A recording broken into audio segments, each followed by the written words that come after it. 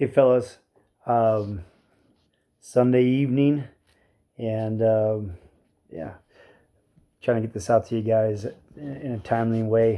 I'm excited for you. We've made it 11 weeks, and here we are. We're competing. In a week from today, we'll kind of have an idea of what direction we need to be going. Um, but again, I'm excited for you. I'm excited about this team. I'm excited about how you guys are responding to the training that we've been doing. How you've been able to push yourselves, stay encouraged. And we've had isolations and quarantines and yeah, there was still a lot of energy in that room on Saturday. So I'm excited for how that's going to manifest itself. All that work that you guys have been doing. Woke up this morning. I know we had a fundraising goal of 10,000 when I left you.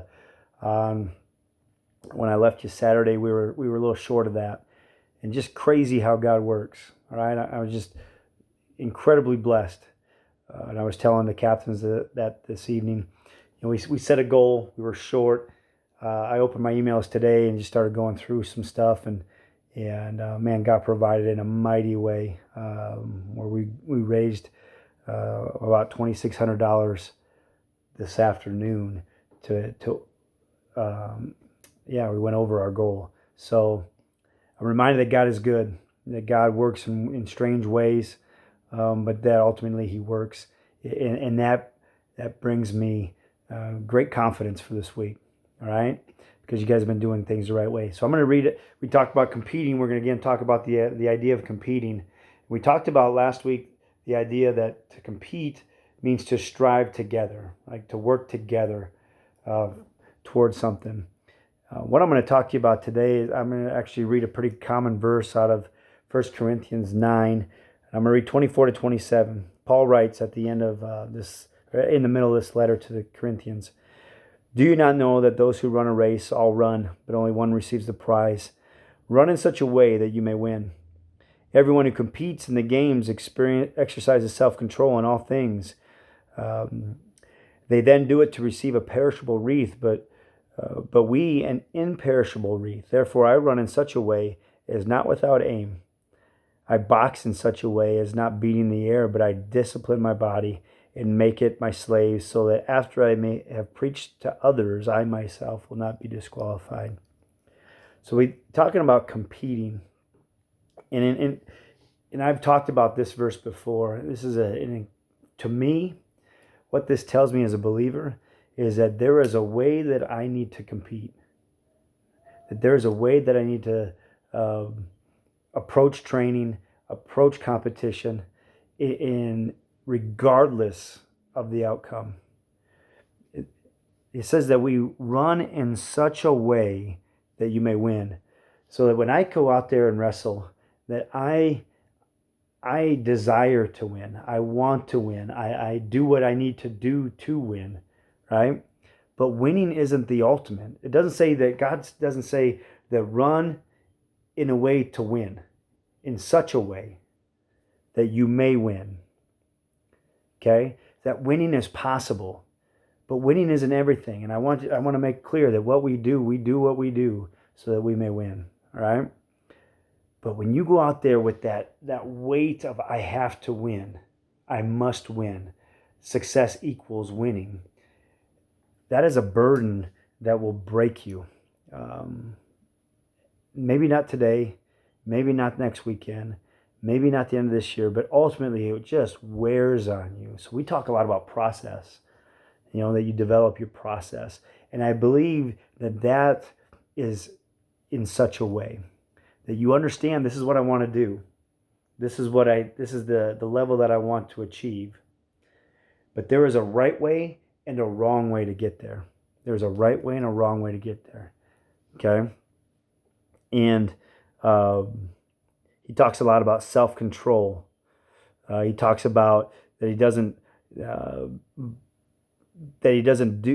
train without aim, that there is intention. We've talked a lot about that. Have intentionality when you train. Be purposeful. But, and do it the right way. Do it the right way. Compete the right way. And I think if you do those things, that that God honors that. That God honors that. Does it matter to God who wins? Sure it does. Sure it does. Right? But it matters more to God how you compete. And I believe that, and I hope you hear that. That when you go out there on Saturday, that you have done what you needed to do to compete at a high level, because ultimately He is worthy of our best.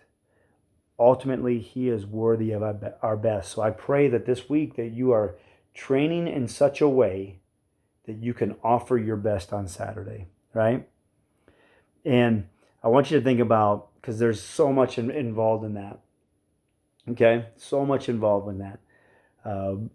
But I'm going to try to simplify it. I've done this before. I want you to think of you or visualize this. Visualize you wrestling the biggest match of your life.